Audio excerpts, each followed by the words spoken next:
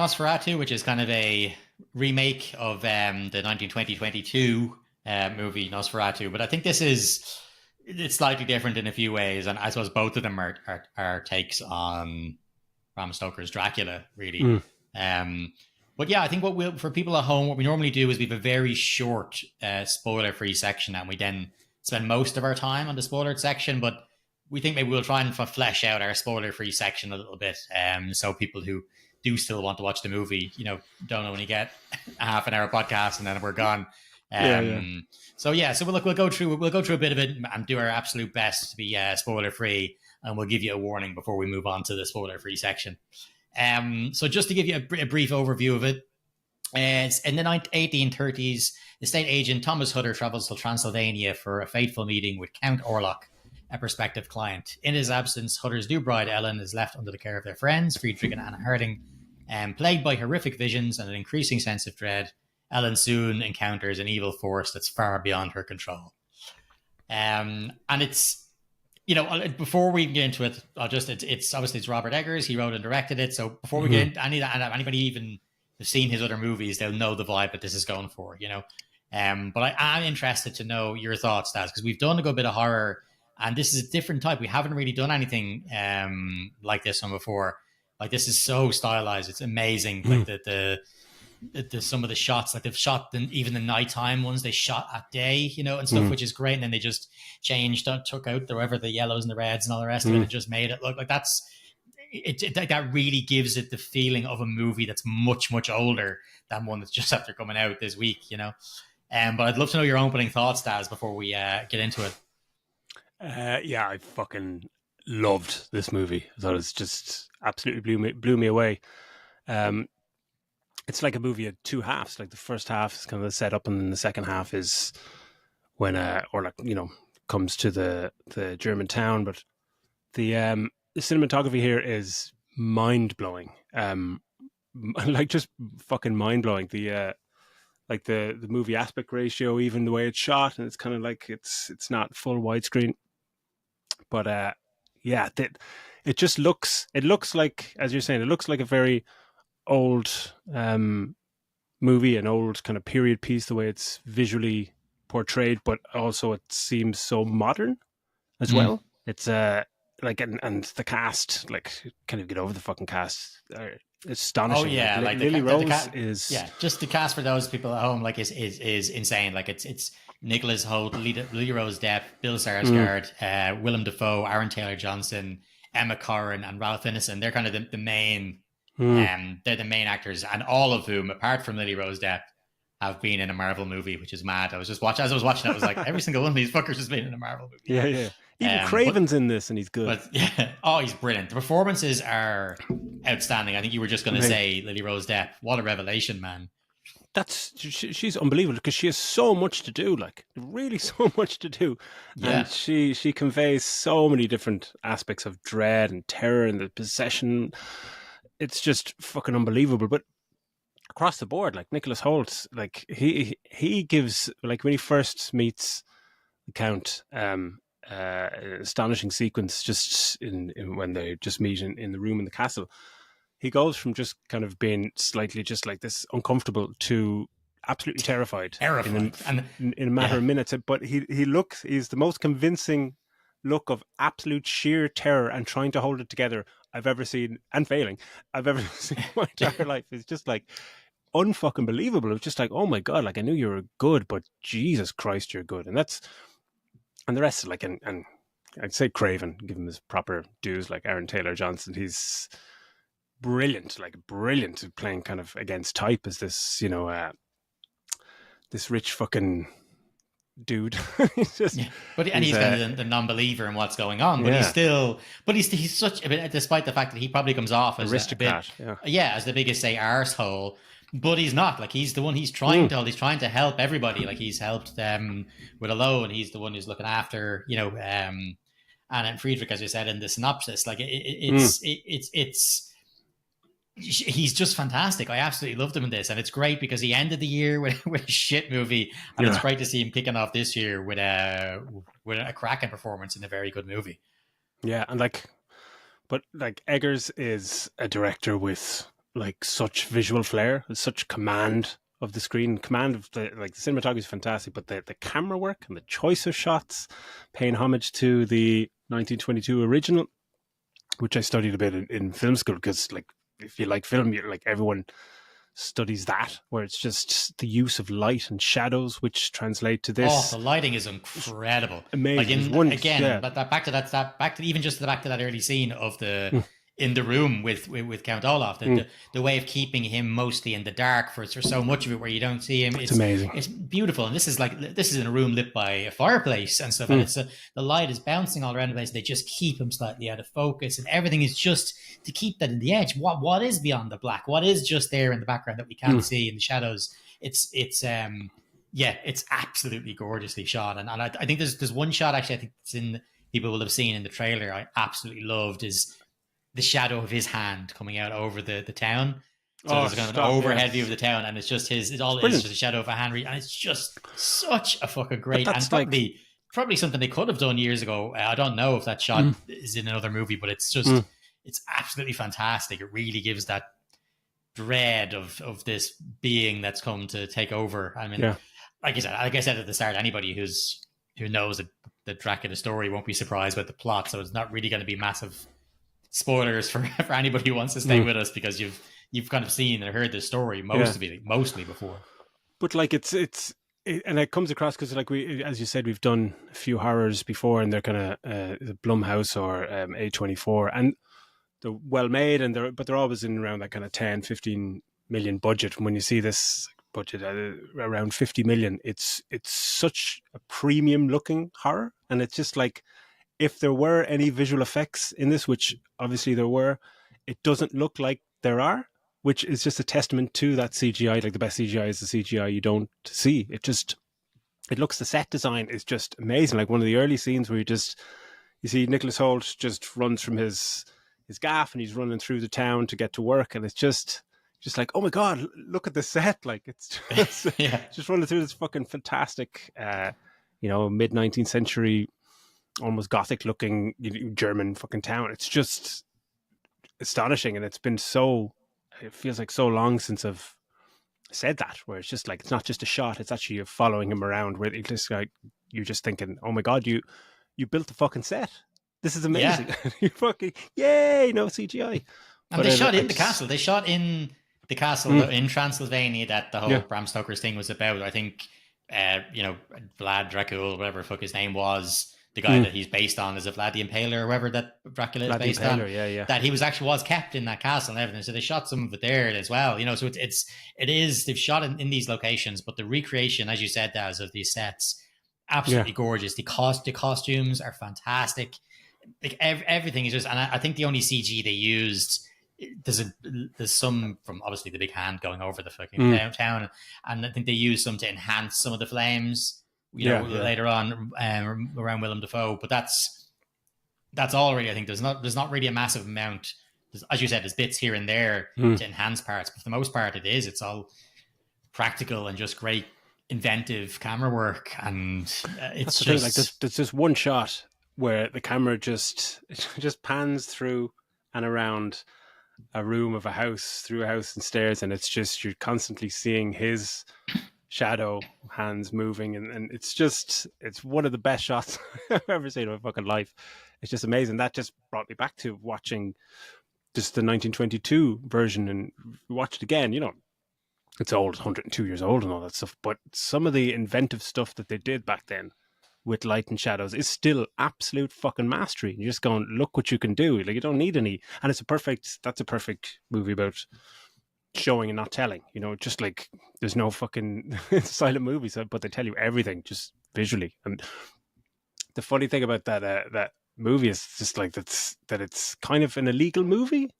Do you hear all that stuff about yeah, that? Like, yeah. 'cause Like it's Bram obviously, Stoker, I it's a think Dracula story. Like, yeah, yeah, but I think he had sued them or something, and like all the the copies were estate sued ordered to them. be Yeah, destroyed. Yeah, ordered to yeah, be destroyed, and of course, luckily they weren't all destroyed. I'm sure you can still get a copy of it now. mm.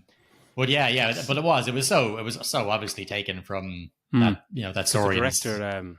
director F.W. Murnau. Murnau, he wanted he just wanted the rights to, because Nosferatu is the first adaptation of the novel before the 1930s. Like Bram Stoker's Dracula was essentially the second, but like you couldn't get the rights, so like typical fashion, just went, well, fuck it, I'll just change Dracula to Orlok, and then, you know, change this and that, and it's just like, you know, plagiarism in its best form. But yeah, it's just, but yeah, this movie, yeah, I couldn't get it out of my mind after I finished it. It was just like, wow.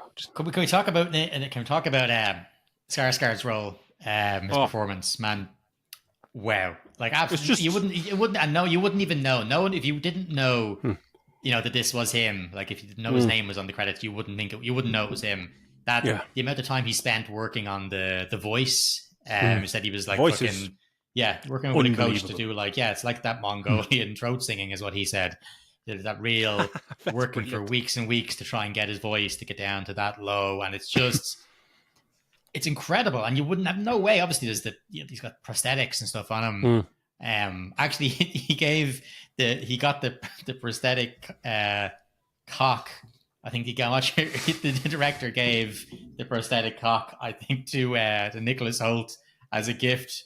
At one point, he stands up, but he can see him. He runs up and he sees him in the buff. Yeah. So he sent it to him as a gift. Like, here you go. Here's Dracula's cock.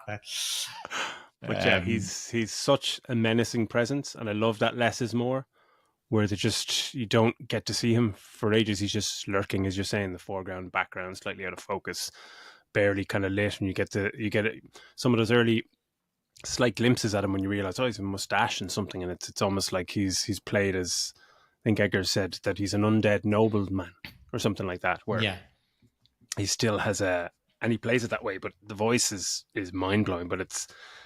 But I love that this character it's like an old school take on vampires. Like none of this fucking romantic fucking tortured anti-hero, you know, blah, blah, blah, Tom Cruise, whatever. No. This guy is just pure fucking evil, and he wants to consume and destroy anything he wants to get what he wants. Just pure fucking evil. It's just...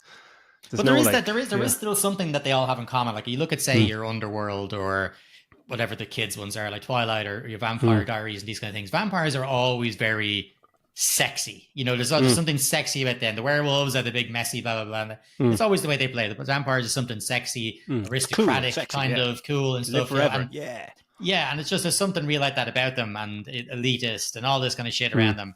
And they kind of, because they take that away from this, but there is a lot of sexualization around him and how he takes his victims, even not just the women, but even the men. You know, his whole act of the actual taking of blood. You know, from someone. It's very sexual. A lot of sexual vibe to it. You know, his own body convulsion as he's sucking the blood, and everything is really, there is a sexual tone that they kind of keep, which is very in tone with a lot of vampire stuff. The whole, you know, biting on the neck as the woman fucking, and the fact that it's not the neck in this, it's the chest. It's the chest. It's very visually arresting at at You're just like going, wow, that is really... It's like it's being pulled straight from the heart almost, isn't it? Yeah.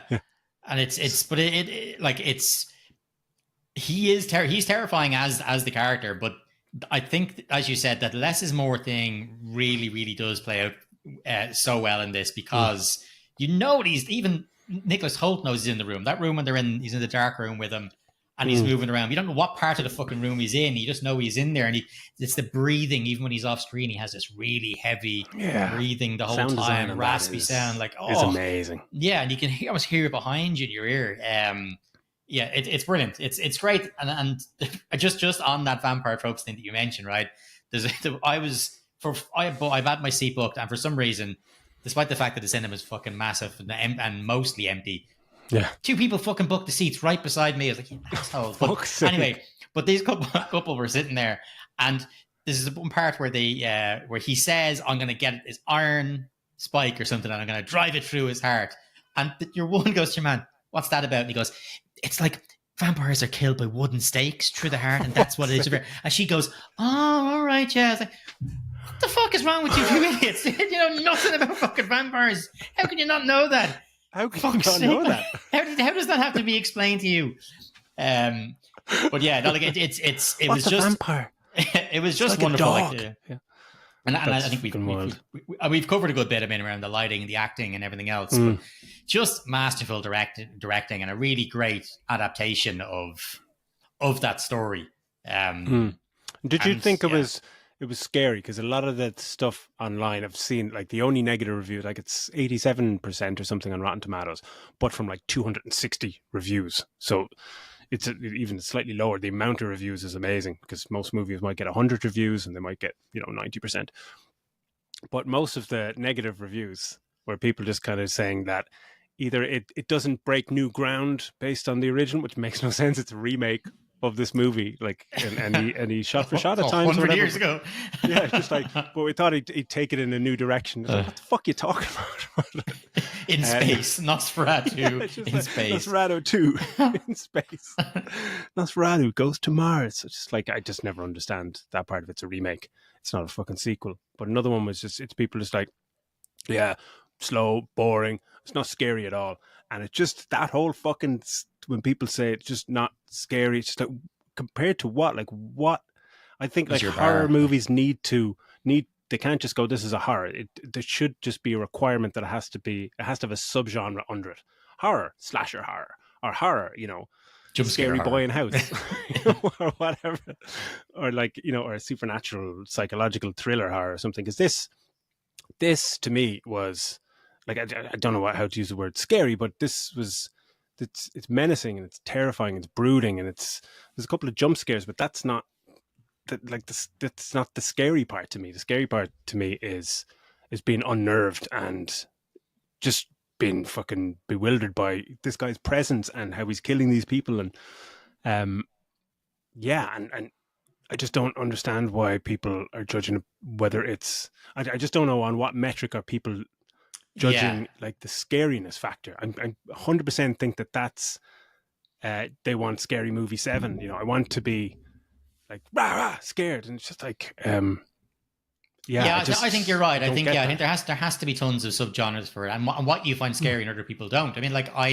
the movie I told you before, the movie I find the absolute scariest isn't a horror movie. Like Gravity is the scariest movie. I find that movie terrifying. The vastness of space, the thing, like all of that, getting untethered and being just floating away. That all of that stuff I find terrifying, and I find that the scariest movie I've seen. Or maybe, arachnophobia being a close second, but this,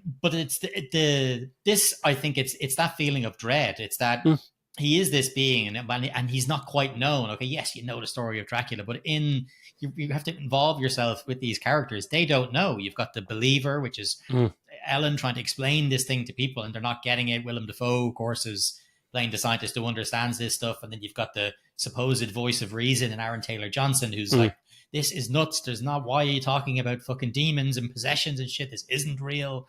And it's what it must have been like. We're living in the mid 1800s. They don't fuck all about fuck all, So it's just, it is. It's that feeling of dread. And I think it's done really well by that scene that I keep going back to, which is that fireplace scene in the castle with Nicholas, when he doesn't even know where he is in the room. And how absolutely terrifying that is, waiting for the thing to kind of, I know it's there, it's a presence, it's something here. Yeah, you're watching the terror through someone else's eyes. So that's scary. Yes, I mean, so it's not scary in the way that it's not jumping out, frighten you, leave you walking out terrified that way. But to have as an entire piece, as a movie, to hold that sense of dread, even if you already know the story, like we all do, I think it's wonderful filmmaking. I don't. Definitely wouldn't go use the word boring. I mean, that's just Jesus Christ, beautiful movie to look at and to watch. So gorgeous, so gorgeous. But what would you give it then? I would kick it off with like I said, I don't give movies 5 stars. I just don't think anything. There's no such thing as being perfect, but this is as close as I think we might get this year. I can see this being at the end of the year, this being my favorite, the same way Poor Things, when we kicked off last year, Poor Things ended up like, this is 4.5 for me, man. I really think there's absolutely fantastic movie. 4.5. I'm pretty happy with that. What about you? Yeah, it's a 5 for me. Like, easy peasy. It's just it's because I can't think of anything that I would take away from the movie that is negative in any way, any minor thing. It just, from start to finish, was just like, this is just just confident, brilliant filmmaking, and ticks every single box. Is fantastic. And the cinematography, acting, set design, the music we'd even talk about is fucking amazing performances. Yeah. And it's like, and the directing of the actors, like to get like performances like that across the board from everyone, that is just brilliant. And like Bill Skarsgård's vocal performance more than anything, to kind of to hit that and to take a chance and go, all right, I think this will work, because that could so easily just slightly miss and it might just lose a bit of its fucking edge or whatever. And the directors just so confidently went, no, that's perfect, and we got it. And it's just, yeah, wonderful. And yeah, for the first movie of the year, it's just like, that's the wrap up of 2025. Like, it'll take a lot to beat this. Like, it's just, yeah, I think so filmmaking. too. It really, really is. And I think that the choice is, like, as you said, I think initially Bill Skarsgård wasn't even up for this role. I think he was initially being considered for Aaron Taylor Johnson's role. And ended up getting the counter role. And so, well, yeah, he was saying about it. Even people on the set were terrified of the character. Like, that's how well he was playing him with the voice and everything else. That Bill Skarsgård purposely had to keep it light, so in off takes he was making people laugh in the suit. I'm sure he was flinging the prostate cock around the place and all that kind of stuff. But just, I'm sure just joking with people and acting the maggot. But yeah, people were unnerved by it. That's how his performance was coming across. He was unnerved by the playing that part and doing the voice and doing all that kind of stuff himself. He's just a wonderful actor, and I love his choices. What he's doing, love his choices. Yeah, he's fucking brilliant. From like that crazy fucking Killer Boy, what was that, Boy Kills World or whatever that we saw. Yeah. To this, just like fucking fair play. One where he doesn't speak at all, and this where he's got one of the best vocal performances ever. And this movie has possibly my favorite final shot of any movie in history, maybe bar Fight Club. Amazing, really, yeah. That final shot is just like, oh my god. You'd put it on a wallpaper on the wall, but it's a bit too maybe not, but yeah, just astonishing. Yeah, it's gorgeous and grotesque, really. But it's I suppose before we get into kind of the talking about the more spoilery aspects of each part of the scene as we go through, I would just like to say, I really reiterate how impressed I was with Lily Rose Depp, because I don't know her. I haven't seen. I know she was in. She had a show, I think, with The Weeknd or something like that, didn't she? But I don't know. I don't think it did very well. I know she's been in a few things over the decade or so that she's been acting, but this was my first time ever seeing her on screen, and absolutely, I was absolutely blown away. I thought she was incredible. Absolutely floored. The physical performance is astonishing. It's just like, where the fuck did you come from? And they don't take the piss either. They don't take the piss with regards to nudity. Like there's not a massive amount, and when it is, it's done very slight and stuff like that. They don't go really overboard with it. There is a naked woman. We'll get into it when we get on the one on the horseback, which I don't understand why she was naked. So apart from her, I don't know. But I think it was just great. Violence was just enough. It wasn't. It wasn't gratuitous. You know what I mean? Like, the violence is there, and obviously people die, but it's not fucking. I didn't find it to be gratuitous. I thought it was just kind of the right amount. Good deaths, like they're just... yeah, definitely, and even it really, really was. It's over the moon to for this to turn out the way it did. So go and see it, 100%, guys. Go and see it. Before we move on now into our spoiler section, but 100%, go and see this one.